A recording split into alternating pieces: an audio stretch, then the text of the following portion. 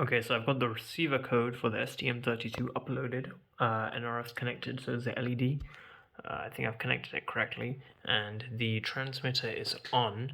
However, the LED's not on, which means that the data is not transmitting. However, I've narrowed it down to an A6 pin problem, which means that whenever this makes, I don't think it's soldered on properly, but even after that, I don't know what's causing it to stay on like after. And if I hit reset, which just uh, shuts the power down, restarts it, it just reboots the program. It doesn't change anything. Like I didn't even touch the P6 wire there. Apparently, just touching the wire changes. I don't understand what's going on, but clearly something is. And yeah, I'm just gonna try solder it again in the morning. It's currently 1 a.m. And maybe that'll make a difference. Maybe connections on here aren't correct. But I'm assuming it's a soldering problem there. I don't know if you can see it. If I can get focus on. Get focus. There we go.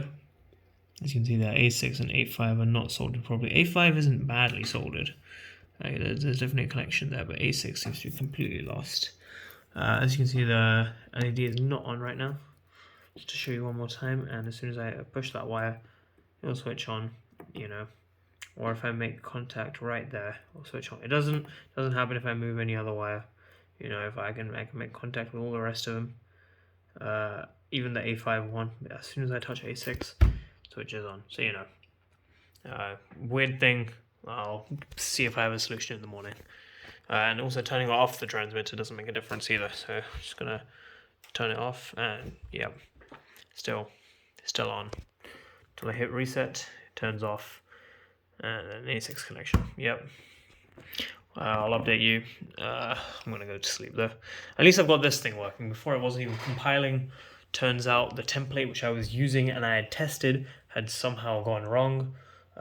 So I also did a range test. I'm getting at least about 20 to 30 meters on this before it completely dies out, I'd say. And honestly, I'm going to be within like 10 while testing my drone, so this should be fine until I can find this small thing. The smaller transceiver should be fine until I find the big one with the antenna. I lost it somewhere in my house, so I'm glad that we've got the NRF working. I managed to figure out what the LED problem was. Basically, you can name in the Arduino software, you can call analog pins directly by their name, so you can reference them as A0, A1, A2, and the software compile just fine. You don't need to assign like a variable or whatever, but you can't do that for digital pins. You can't call it D4. You can't do pin mode D4 output. You have to put pin mode 4 output, which is weird. And I don't understand it, but it is what it is. Maybe it's just an oversight because it is the official Arduino Nano standard library, supported by the official Arduino company. So maybe it's just an oversight on their part. Maybe they had a reasoning behind it. Whatever. So I'm glad. So that's why the LED wasn't working before. I've got that working. So that's one victory for today. Second victory was a range test, getting a decent amount. I watched a Great Scott video, and he told me it stopped working at about 5 meters. And normally he's a brilliant YouTuber. I think he was just straight up wrong about that because mine's working. However, I did have slightly different code. I'm using only 250 kbps, and he might have been using the 1 megabit per second. Sorry, I think it's megabyte actually. No, there's no way of telling. It's all in caps. Yeah, no clue. Anyway, so range test was a victory. LED was a victory. I got something compiled and uploaded to the STM, which is also a victory because when my friend came around, literally yesterday, it would just fail compilation for the STM32F1, right? And forget uploading, it just wouldn't compile. And again, I don't know what the problem was. I tested the template, I'd made backups, and none of them were working.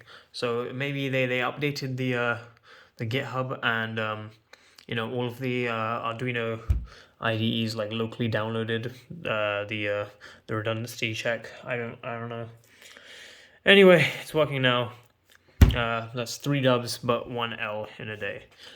So overall, pretty successful. Again, I will update you in the morning if I manage to get this thing working. Yeah, good night.